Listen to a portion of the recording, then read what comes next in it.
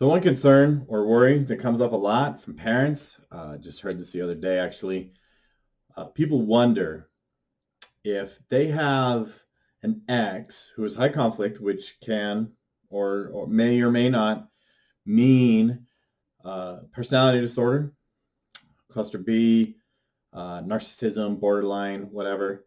A lot of people will have the concern or the worry, the fear, the anxiety that their child will grow up to have a personality disorder.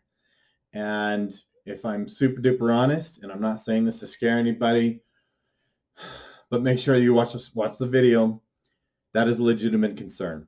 I have seen many instances where a lot of kids who have a high conflict parent or a parent who has a personality disorder show very, very strong traits for a personality disorder. I've seen kids at 15 years old, even 15, 16 years old, appear to have a full-blown personality disorder. They're far, far easier to help and far easier to treat than, say, someone who really has narcissism or borderline.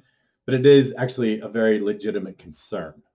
Now, the reason why I use the word concern instead of worry is because it's really important to understand worry and the nature of worry and the relationship that we have with worry, because our society and I find parents in general, especially the low conflict parent, but I'll get back to them, they are plagued with worry. And one of the misnomers or one of the lies about worrying is, I don't know, people seem to think that it's like a responsible or dutiful thing to do. Like they're doing something responsible by worrying, and worry is useless. Worry paralyzes people. Worry shuts them down. It is the enemy. It is the arch enemy to being to taking action or being proactive or finding solutions.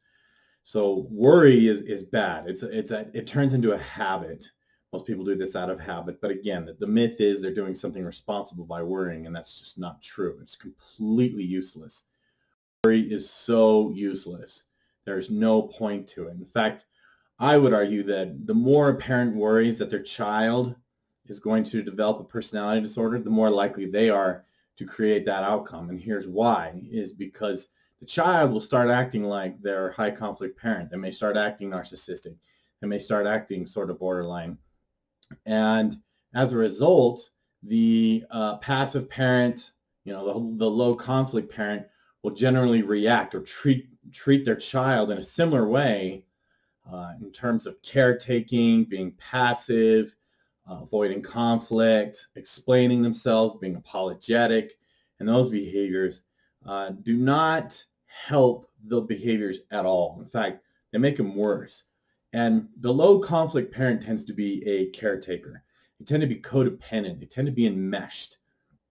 And on a parenting scale, even I've seen this too, where it's like, a kid that shows personality disorder traits. He asks a kid, "What's your favorite color?" And the kid looks at the parent, and the parent goes, "My favorite color is green."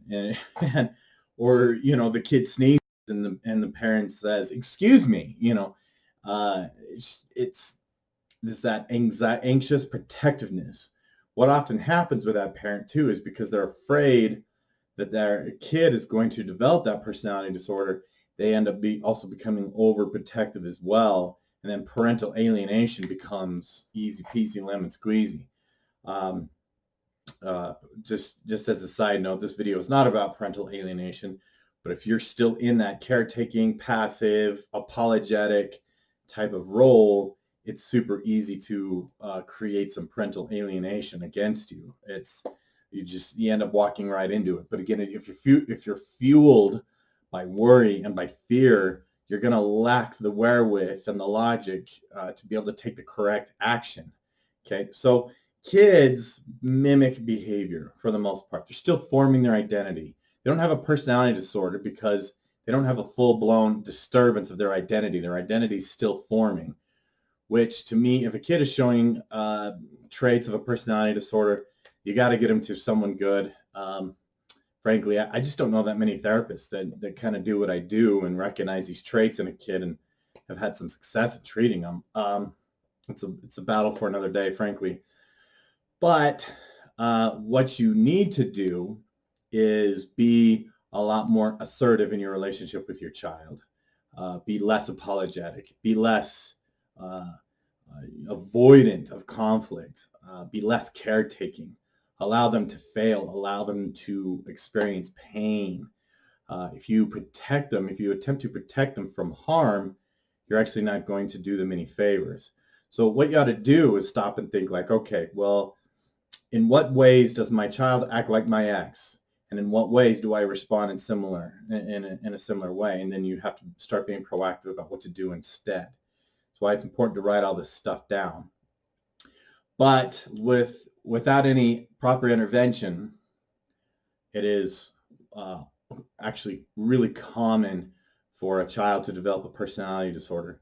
And what I've often found is more than likely, if there's multiple children, the oldest one ends up being a caretaker as well. They're the ones that are most likely to grow up and find a narcissist or borderline to get into a relationship with. They end up caretaking the younger children because of the high conflict parent. And then the younger children often end up being the ones that show the strong personality disorder traits. That's not always the case, but it's a equation that I've seen many times. So what do you do about this, right? Again, you have to stop reacting out of fear and worry and caretaking. You must learn, and I've been hitting on this a lot, and I stand by it very firmly. You, as the passive parent, as the caretaking parent, as the apologetic parent, that's a good way to put it, is the apologetic parent, you must engage in rigorous self-care. And what I mean by that is you have to manage your anxiety, and you have to conquer any trauma that you might have.